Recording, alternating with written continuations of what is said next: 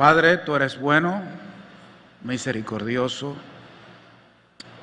de amor incondicional, pero también eres santo, eres recto, eres justo. Ninguno de nosotros merece tomar tu palabra en sus labios, porque todos nosotros somos pecadores y nuestra naturaleza es mala.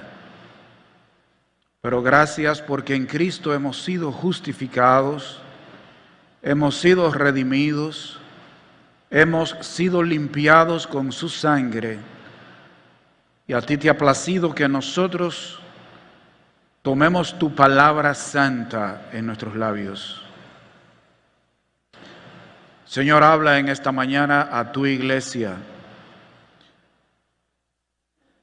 Yo solo tengo la capacidad de que la palabra llegue a los oídos, a la mente, pero el Espíritu Santo puede llevarla al corazón. El Espíritu Santo la inspiró. Él sabe lo que dijo y la enseñanza que tiene cada pasaje. Que el Espíritu Santo sea nuestro Maestro en esta mañana. En el nombre de Jesús. Amén. Bien, hermanos, vamos para Primera de Samuel, capítulo 2, versículos 1 hasta el 10. Si me pueden apagar esta luz de aquí arriba porque se me refleja en la tableta. Como quiera es un lío, ¿eh? Si no hay luz, entonces es un problema, y si hay, se refleja. Esta modernidad. Antes veníamos con un papelito. De eso de uno iba al colmado y en el mismo papelito en que envolvía el azúcar uno lo ponía suave, plano y escribía una predicación ahí, pero ya estoy con tableta, hay que imprimir.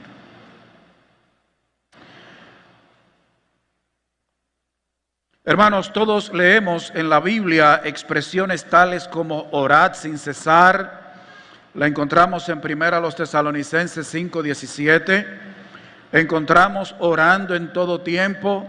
Efesios 6:18, y hasta el Señor Jesucristo nos dejó una oración que sirve como modelo y que nosotros conocemos como el Padre Nuestro, que inicia en Mateo capítulo 6, versículo 9 en adelante.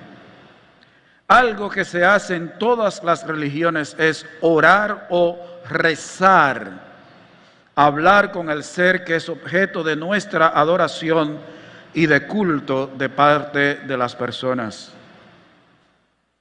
Siendo honestos, debemos reconocer que muchas de las oraciones que se realizan en privado o en público tienen un gran contenido materialista y centrado en las necesidades de las personas que oran. Yo no niego que es bueno presentar nuestras necesidades y deseos a Dios, pero no centrar la oración en esas necesidades y deseos. En 1 de Samuel capítulos 1 y 2 encontramos a una mujer que oraba. Tenía una petición que para ella era muy importante. Oraba por un hijo, ya que no tenía y era menospreciada por otra mujer que sí tenía, que también era esposa de su esposo. Era un rival dentro de la casa. En 1 de Samuel capítulo 1 versículos 9 hasta el 13, encontramos a esta mujer que oraba con amargura y lloro. Era una oración desde lo más profundo de su corazón. Dios le contesta su oración, y cuando al cabo de más o menos un año regresa al templo, ella lleva el niño por el cual oraba y lo entrega, lo cede, esa es la expresión correcta, lo cede a Dios para que le sirva en el templo. Algo extraño, usted estar orando por un hijo y después que tiene ese hijo, siendo un bebé, simplemente lo había destetado, lo lleva al templo y lo deja allí, con un sacerdote, con un señor ya viejo, pero lo dejó allí para que le sirviera a Dios. Ya en 1 de Samuel capítulo 2 versículos 1 al 10 encontramos la oración que esta mujer Ana, ella la hizo cuando le entregó su hijo al sacerdote Elí para que el niño le sirviera a Dios. Era una época de sacerdotes impíos como eran los hijos de Elí. Una época de líderes impíos, y eso usted lo encuentra en el capítulo 2, versículo 12. Pero también era una época en que escaseaba la palabra de Dios. Eso lo encontramos en el capítulo 3, versículo 1. Había poca revelación de Dios para su pueblo. Era una época triste y de una espiritualidad muy baja. Sin embargo, en medio de ese triste panorama encontramos a Ana, una mujer que daba verdaderamente gracias a Dios por contestarle y cuya oración era centrada en Dios. Por eso, en esta mañana y usando esta oración de Ana, yo quiero que cada uno de nosotros aprenda a orar de manera centrada en Dios y no de una manera egoísta y centrada en el hombre. Ana en su oración expresa varias cosas que nosotros no podemos desarrollar a cabalidad en una sola predicación. Necesitaríamos varias predicaciones para sacar toda la riqueza que aportan estos 10 versículos. Pero a grandes rasgos veremos algunas cosas. Comenzando en el versículo 1 del capítulo 2 de Primera de Samuel dice, y Ana oró y dijo, mi corazón se regocija en Jehová. El corazón de Ana al orar encontraba gozo en Jehová. Parece extraño esta mujer que viaja a Jerusalén con su niño, con un bebé de brazos, todavía ni caminaba. Y esta mujer que lo va a dejar en el templo, al entregarlo al sacerdote dice que su corazón se regocijaba en Jehová. Ella encontraba gozo en Jehová. Y literalmente en hebreo lo que estaba diciendo, que su corazón saltaba de gozo en Jehová. Hermanos, yo entiendo que hay momentos en que nosotros nos acercamos con lágrimas a Dios. Yo no sé si en algún momento usted ha llorado orando. O quizás no han salido lágrimas, pero su corazón está triste. Pero aún es posible para el cristiano en medio de la tristeza acercarse en oración a Dios con un corazón que se goza en Él. Parece paradójico, parece una contradicción, pero es posible. Porque el gozo del cristiano no depende de las circunstancias. El gozo del cristiano depende de sus convicciones y de su relación con Dios. Esta mujer se acercaba con gozo, se regocijaba, su corazón saltaba de gozo en Jehová. Y ciertamente, hermanos, el deleite de cada cristiano debe ser Dios. Debe ser Dios. Cuando nosotros pecamos es porque ese pecado para nosotros en ese momento es más deleitoso que Dios. Pero siempre nuestro corazón debe encontrar deleite en Dios, regocijarse en Dios. Y más cuando nos acercamos a Él en oración. Tener gozo. Y Ana oraba a Dios y dice, mi corazón se regocija en Jehová. Y voy a aclarar algo desde el principio. Aunque Ana posiblemente estaba haciendo esta oración a solas con Dios en el templo, pero si ustedes notan, parecería que Ana está hablando con un tercero.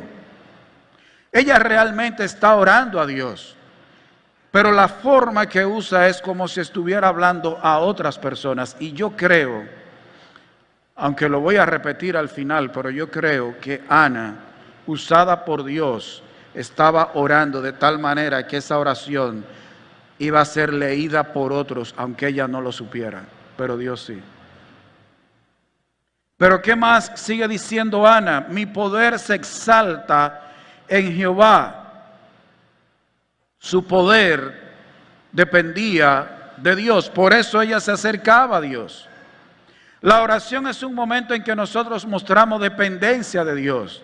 Y Ana estaba mostrando que su fuerza y su poder se engrandecían solo en Jehová, no por ella misma. Por eso dice, mi poder se exalta en Jehová. Ella se acercaba a Dios entendiendo que en el único que ella podía encontrar poder, fuerza, energía, es en Dios. Solo Él era la fuente de su poder. Y ella se acerca reconociendo esa verdad. Ana nunca fue a un seminario, nunca tuvo un título. Era una mujer que ni siquiera vivía en Jerusalén, se pasaba un año para volver a Jerusalén. Y sin embargo ella reconocía la naturaleza, los atributos, las virtudes, el carácter, la naturaleza de Dios. Que el Todopoderoso es Él.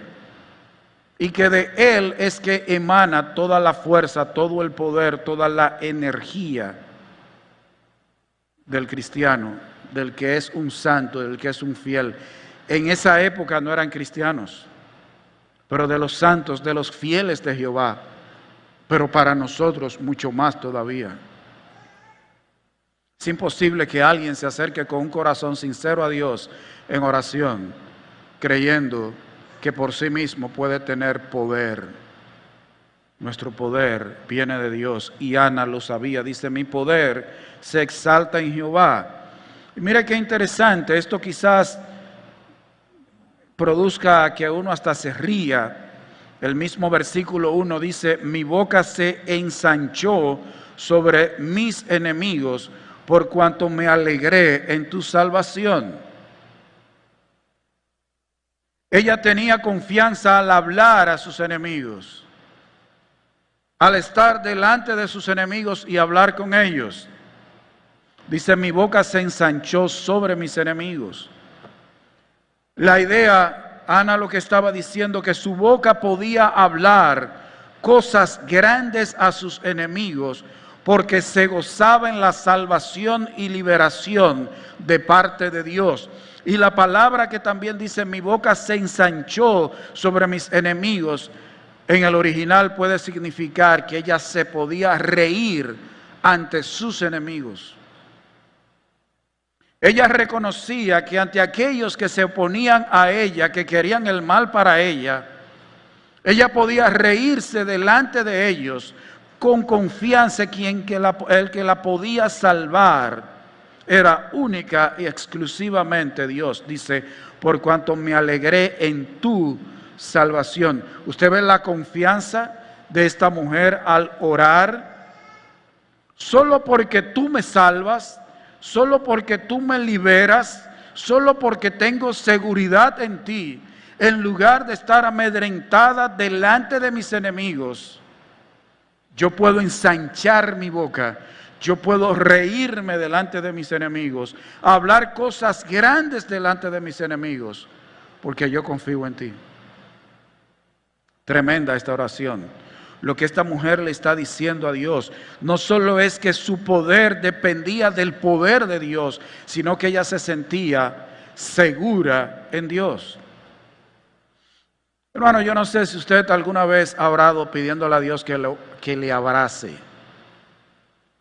Yo he orado, Dios no tiene un cuerpo como el mío, Dios es espíritu. Yo no puedo sentir físicamente a Dios, pero hay momentos que yo le he pedido a Dios que me abrace, que me esconda, que me refugie en Él. Hermanos, cuando nosotros nos acercamos a Dios, debemos acercarnos entendiendo que Él es nuestro Salvador, nuestro libertador, que nuestra seguridad está en Él. Hermano, nuestra seguridad no está en Putin. Los hermanos cuando oyen la guerra de Ucrania, cuando oyen que en Colombia hubo un tiroteo, cuando oyen que en México murieron tantos periodistas, que en Estados Unidos un tipo mató 10, que en el metro de Estados Unidos... Hermanos, por cierto, yo se los he dicho, no vean noticias antes de acostarse. Cuando usted viene a ver, se va a soñar con la cara de Victorino, el del 37. Y los hermanos se acuestan con esa cosa Yo he tenido que orarle a Dios porque el medicamento que me bebo de noche me pone a veces a soñar disparate, porque es muy fuerte. Hermanos, nosotros debemos dejar de estar poniendo nuestros oídos y nuestra vista en todo lo que el mundo... Hermanos, a veces usted lee una noticia ayer y todos los periódicos la repiten. Usted puede comprar todos los diarios, los puede leer online, en internet, y las noticias son todas las mismas. Entonces usted lee que murieron 20 en un autobús que se fue por un barranco. Y si usted lee la noticia, dice Guatemala. Y ya usted estaba pensando que eso fue por aquí, que eso fue quizás por La Vega, que se fue un autobús. Hermano, vamos a estar pendientes de que Dios es nuestro libertador, Dios es nuestro salvador, y que nosotros, por encima de todos los impíos, de todos los que se oponen a la iglesia, podemos tener risa, podemos tener gozo, abrir nuestra boca, seguirles predicando el evangelio y hablar cosas grandes delante de ellos, confiando en la salvación, la liberación de parte de Dios. Pero ¿qué sigue orando Ana y diciéndole a Dios en su oración en el versículo 2? No hay santo como Jehová, porque no hay ninguno fuera de ti. Note que en la primera línea del versículo 2 dice no hay santo como Jehová, como si ella estuviera hablando con otro. Y en la segunda línea dice porque no hay ninguno fuera de ti. Eso es como un juego de palabras que hay allí. Ana reconoce que Dios es santo y que Dios es único. Miren, la santidad de Dios no solo significa que Él es sin pecado, sino que Él es único. Que no hay otro como Él, que Él es totalmente diferente a lo que existe en su creación. Eso también tiene que ver con un atributo de Dios que se llama trascendencia. En la creación no hay nada que se parezca a Dios y Dios no se parece a nada de lo que hay en la creación. Ana reconoce la santidad de Dios, que Él es el único santo y que como Él no hay otro. Dice, no hay santo como Jehová, porque no hay ninguno fuera de ti. La idolatría estaba fuera del corazón de Ana. Ella sabe quién es Dios, conoce el carácter de Dios, que Él es santo y que es único, que no hay otro como Él.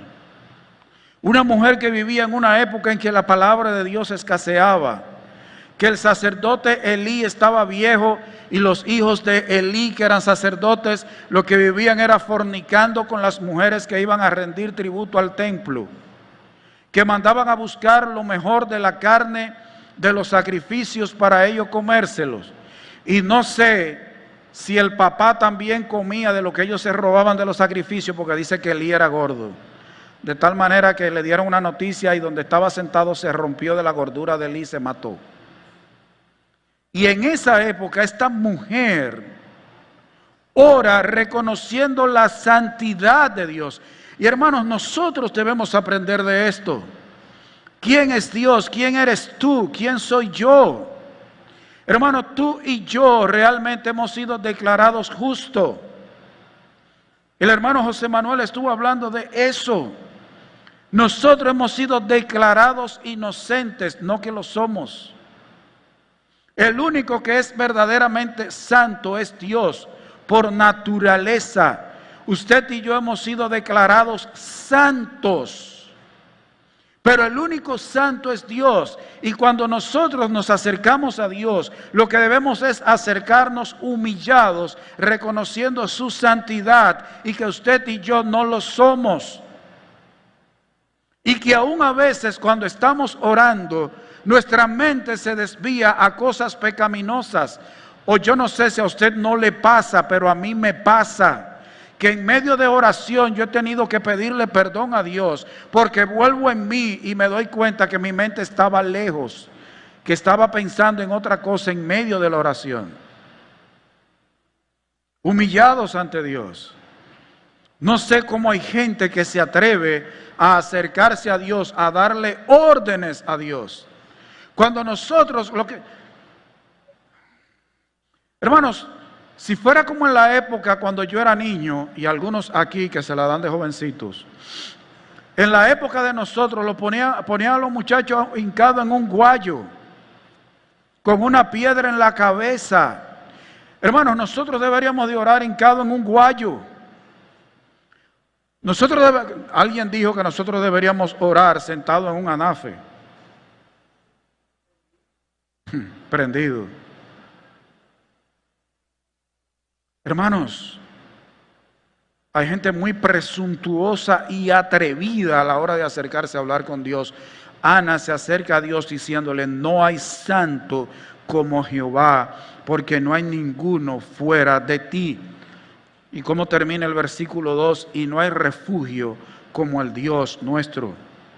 Dios es el mejor refugio. Literalmente el versículo dice que no hay roca como nuestro Dios. Jehová es nuestro refugio, es nuestra roca. Ella no solo creía que Jehová es quien la salva de los enemigos, sino que quien la esconde, quien la refugiaba, era Dios. Su refugio, su roca. Ana creía que Dios es el único en el que hay seguridad. Ayer, cuando fui a la barbería, entró alguien que es cristiano y estaba hablando con uno de los barberos que es cristiano y estaba hablando de maldito el hombre que confía en otro hombre. Eso tiene su interpretación. Es que realmente en el único que debemos confiar como nuestro refugio, nuestra seguridad, el único que nos puede esconder es Dios, no los hombres. No son tus enllaves. El brazo de los hombres es débil y es infiel. Hermanos, Dios le decía a la nación de Israel y específicamente a Jerusalén que Él quería cubrirlo así como la gallina lo hace con los pollos. Hermanos, yo vi una gallina enfrentar a una cobra. La cobra para encima de ella y los pollitos, los pobres no sabían nada de eso, estaban comiendo y la gallina enfrentándose a una cobra a picotazo limpio. Una gallina enfrentarse a un halcón, es como el ave que aquí le decimos guaraguao. Y el halcón tuvo que irse porque la gallina lo enfrentó para defender a sus polluelos. Hermano, a veces usted ve una gallina y usted dice: ¿dónde están los pollos? Todos están metidos debajo de las alas de la gallina. Todos, si usted no lo nota. Yo no sé cómo se meten ahí, hermano. Yo no entiendo. Porque yo me metí en los lentes en este bolsillo y me molestan. Hermanos, Dios es mucho más seguro que la gallina para los pollos. El único en el que nosotros podemos escondernos y tener seguridad es Dios.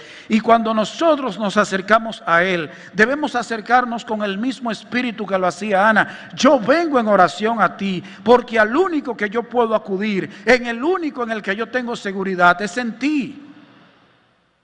Por eso yo no voy a donde otro. Hermano, yo estoy seguro que ahora mismo yo voy a donde cualquiera de las autoridades de la provincia a buscar una ayuda y me la dan, a menos que Dios disponga lo contrario, me la dan. ¿Usted sabe por qué yo no voy a donde ellos? Porque lo primero que van a preguntar es: ¿por qué no se lo pido a Dios? Mira cómo tuvo que venir a donde mí, el evangélico tuvo que venir a donde mí. Cuando nosotros acudimos a donde los políticos a buscar prebendas y a buscar y estarle gritando a los políticos, hermanos, yo fui el encargado de prensa de uno de los funcionarios de aquí de Atomayor, y la primera reunión que él y el alcalde y el diputado tuvieron fue con un grupo de cristianos, y yo salí de la reunión avergonzado, y lo dejé adentro de la reunión. Me fui para el pasillo Cuando oí que terminaron de pedirle y de pelear por lo que le podía dar el senador, el diputado y el alcalde, entré a la reunión. Me dio vergüenza. Hermano, nuestro refugio, nuestra seguridad, nuestra roca es Dios. Hay una casa, es en Europa, hay una casa en medio de un lago. Hay una casa que ella está en una roca, tiene todas las comodidades, tiene una planta de energía eléctrica, tiene todas las comodidades. Ahí se llega en un bote. Esa casa está en una roca. Yo no sé cuántos de ustedes habrán visto fotos o videos de casas que están construidas en la roca. Y usted dice, pero la gente son locas. Que las nubes pasan por abajo. Está hecha en una roca sólida y nuestro Dios es más sólido que esas rocas. Él es nuestro refugio, nuestro escondedero. Pero ¿qué más dice Ana en esta oración, modelo, de la que yo quiero que nosotros todos saquemos una enseñanza? Versículo 3. No multipliquéis palabras de grandeza y altanería, cesen las palabras arrogantes de vuestra boca, porque el Dios de todo saber es Jehová, y a Él toca el pesar las acciones. En este versículo 3 dice Ana, ella está reconociendo la omnisciencia de Dios y que Él es el único juez, el verdadero juez. Ana reconoce que ante Jehová debe cesar todo hablar arrogante, altanero, desvergonzado y el hablar impío. Dios es omnisciente y Él será en definitiva quien pese o juzgue las acciones de todos. La idea es no solo de gente que es altanera y arrogante al hablar, sino que es gente altanera, arrogante, que multiplica palabras en contra de Dios. Hay gente que se atreve a acercarse a Dios, a pedir cuentas a Dios. Eso sí es peligroso. Ana dice, no. Dios es el que nos pide cuentas, el que pesa las acciones, el que pone en una balanza nuestras acciones, el que juzga nuestras acciones, es el omnisciente Dios que conoce no solo lo que hacemos, sino los pensamientos y las intenciones del corazón. Eso es lo que ella dice. Porque el Dios de todo saber es Jehová. Tú no sabes nada, ser humano. Tú eres ni siquiera llegas a una brizna de polvo en el universo.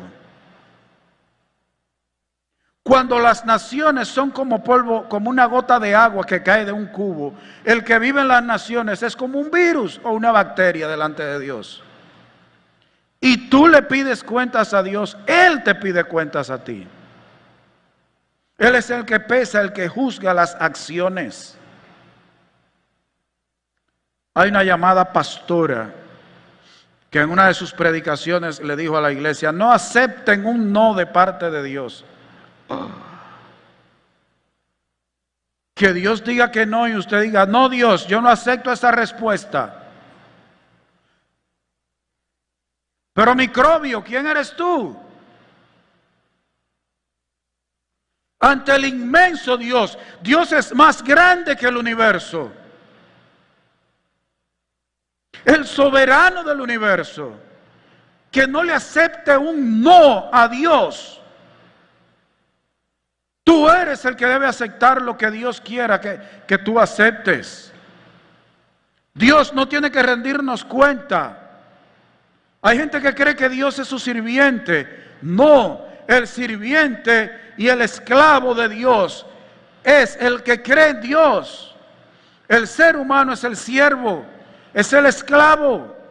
Ana dice, el Dios de todo saber es Jehová. Y a Él es que le toca pesar, juzgar las acciones. ¿Quién eres tú, ser humano, para querer pedirle cuentas a Dios?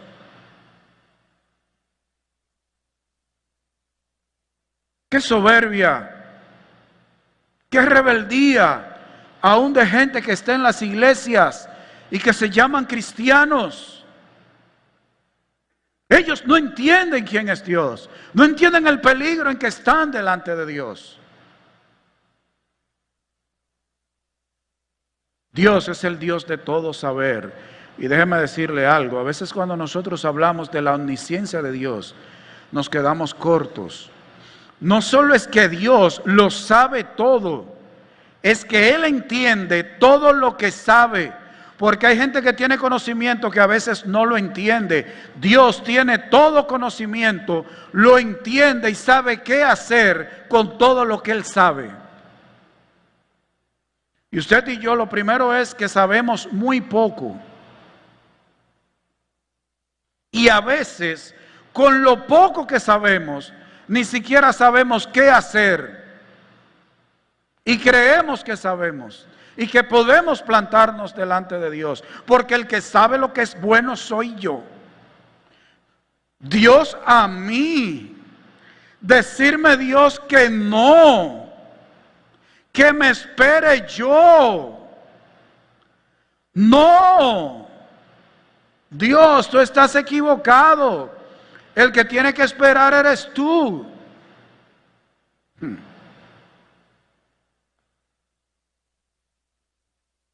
No multipliquéis palabras de grandeza y altanería.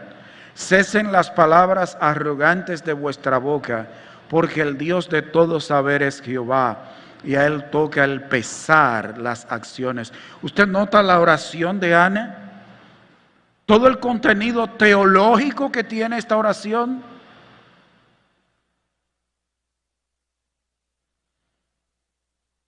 Versículos 4 al 8, quise juntar todos estos versículos, los 5 versículos, bajo un solo título, porque cada versículo de esos amerita un estudio aparte. Pero en los versículos 4 hasta el 8, Ana reconoce la providencia y la soberanía de Dios.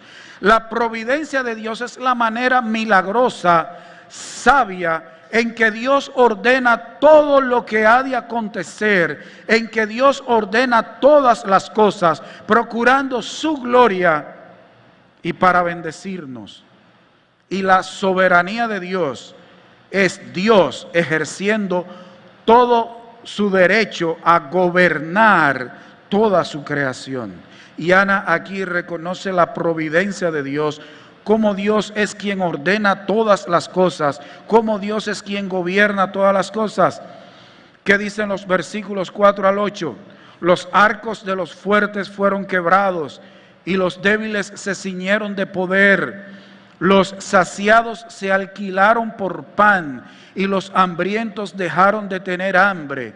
Hasta la estéril ha dado a luz 7 y la que tenía muchos hijos languidece. Jehová mata y Él da vida. Él hace descender al Seol y hace subir. Jehová empobrece y Él enriquece. Abate y enaltece. Él levanta del polvo al pobre y del muladar exalta al menesteroso, para hacerle sentarse con príncipes y heredar un sitio de honor, porque de Jehová son las columnas de la tierra, y Él afirmó sobre ellas el mundo. ¿Qué decía Ana sin haber ido a un instituto bíblico? Sin tener quizás la Biblia en sus manos. Dios es quien quita y da las fuerzas. Los arcos de los fuertes fueron quebrados, desmenuzados, y los débiles se ciñeron de poder. Dios es quien quita y da las fuerzas. Dios es quien provee o quita el alimento. El 5, los saciados se alquilaron por pan. Los que tenían mucho ahora están pidiendo por pan. Los que tenían hambre ahora dejan de tener hambre. Dios es quien da y quita el alimento a quien Él quiere. Dios es quien da o no descendencia. Dice, hasta la que era estéril ha dado a luz 7. Y la que tenía muchos hijos languidece, da pena. La que tenía muchos hijos ahora está lánguida. Y la que no tenía, esa ha parido 7. Dios es quien da hijos, es quien da descendencia, eso viene de Dios, a quien Él quiere. Dios es quien controla quién vive o quién muere. Jehová mata y Él da vida, y eso es así, hermano. La vida y la muerte están en manos de quién? Están en las manos de Dios. Él decide quién ha de vivir y quién ha de morir. Hay algunos que mueren en el vientre y hay otros que mueren de 100 y pico de años. Vi la noticia de que en Brasil hay un señor que es el empleado más viejo que tiene cualquier empresa en el mundo. Él tiene 100 años y todavía está trabajando en la empresa y con computadora, que algunos ahora que tienen 40 años lo que saben usar WhatsApp.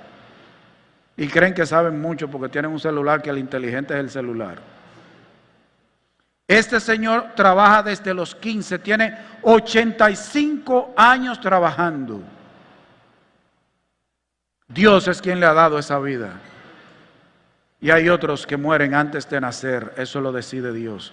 Eso no lo decide los pro aborto, que ellos creen que la vida y la muerte están en manos de ellos.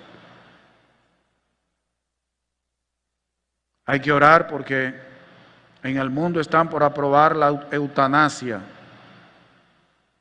Ya yo voy a cumplir 61 años, cuando viene a ver la prueba aquí me matan antes de tiempo. No, eso lo decide Dios. Y que tenemos que salir de amado. La riqueza, la pobreza, el exaltar o el humillar están en poder ¿de quién? De Dios. Y eso lo entendió Ana y se acercó así. Dios es quien sostiene el mundo. Fíjese qué interesante, dice el versículo 7. Jehová empobrece y Él enriquece. Abate, humilla y enaltece. Él levanta del polvo al pobre y del muladar exalta al menesteroso. ¿Usted sabe lo que era el muladar? Todavía existen muladares. Pero en la época en que Ana hizo esta oración, y aun cuando el Señor Jesús andaba aquí en la tierra, el muladar era un lugar para echar basura, para echar animales muertos, para botar el estiércol de los animales y de la gente. Y Dios dice, yo soy el que saca a los pobres que están entre la basura y los hago sentarse con príncipes y heredar un sitio de honor. ¿Quién es el que abate y exalta? Es Dios. A veces nosotros queremos exaltarnos y comenzamos a hacer cosas para que la gente nos alabe. ¿Quién es que debe alabar? Es el otro, no tú mismo. Alguien dijo que no existe eso de creerse grande, el complejo, un complejo que hay de grandeza, que no existe el complejo de grandeza. Lo que hay es gente chiquita que se cree grande.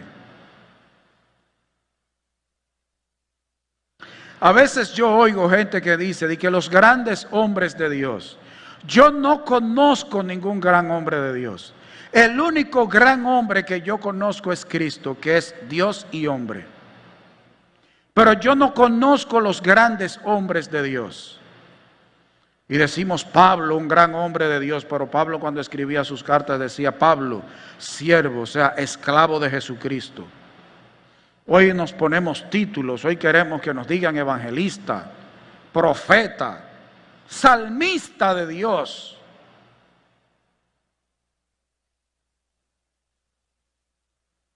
El que exalta es Dios. Si te exaltas tú mismo te va a explotar. El que exalta, el que enaltece, el que engrandece es Dios. Versículo 9. Ana se acercó a Dios en oración porque ella reconocía esas verdades y las que están en el versículo 9. Él, hablando de Jehová, guarda los pies de sus santos, mas los impíos perecen en tinieblas, porque nadie será fuerte por su propia fuerza. Dios cuida el camino de sus fieles y es el que da fuerzas a sus fieles. Las palabras que usó Ana dan la idea de que Dios guarda, pastorea a los que son fieles a Él, que nadie fuera de Dios tiene poder por sí mismo, que todos dependen del poder de Dios. Los caminos, Dios es quien da dirección, Dios es quien guía, Dios es quien guarda, Dios es quien protege nuestro camino. Hermanos, usted puede tener, yo no le digo, si Dios me provee una casa, yo no le pongo ventana de vidrio ni loco. Primero porque yo soy un hombre que me gusta demasiado la privacidad. El frente de mi casa, la puerta, el ventanal es de vidrio. Yo nada más abro una hoja y lo otro tiene cortina. Yo soy una gente que me encanta la privacidad. Pero segundo, en un mundo lleno de delincuencia, usted tener una casa que las ventanas sean de vidrio. Pero hermanos, en definitiva, quien nos guarda es Dios. Quien protege es Dios. Nuestro caminar, nuestra vida diaria, nuestro andar es en las manos de Dios. Nuestro día, a quien debemos entregarlo es a Dios. Yo me reí, hermanos. El ministro de defensa de un país, el ministro de defensa, eso es el jefe de las Fuerzas Armadas. El ministro de defensa de la República Dominicana, ¿usted sabe los guardaespaldas que tiene? El jefe de Estado Mayor de la Armada anda con guardaespaldas, tipo con un chaleco, con un M16 o un AR-15, con fusiles. Hay una persona que una vez estábamos en un lugar, él andaba con su guardaespaldas y llegó gente y no veía el guardaespaldas. El guardaespaldas estaba en el monte apuntando con el M16. Y los que llegaron no sabían que ese hombre estaba ahí entre la maleza, vestido de verde.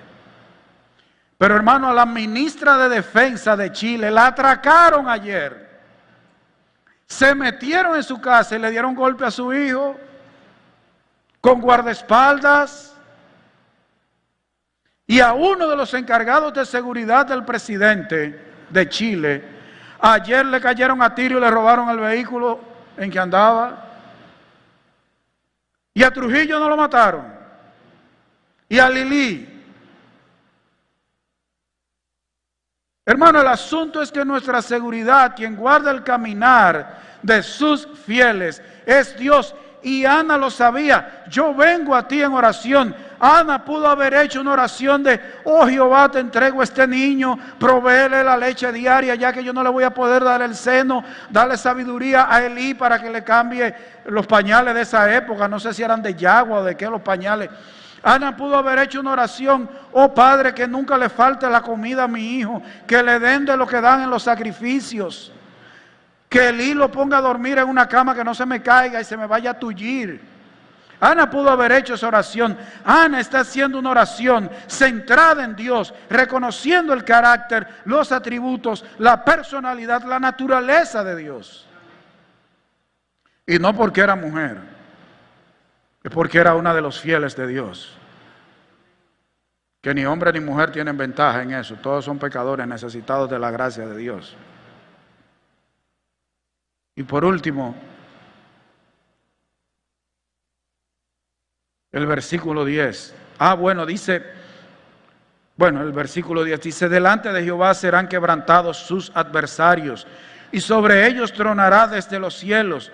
Jehová juzgará los confines de la tierra, dará poder a su rey, y exaltará el poderío de su ungido.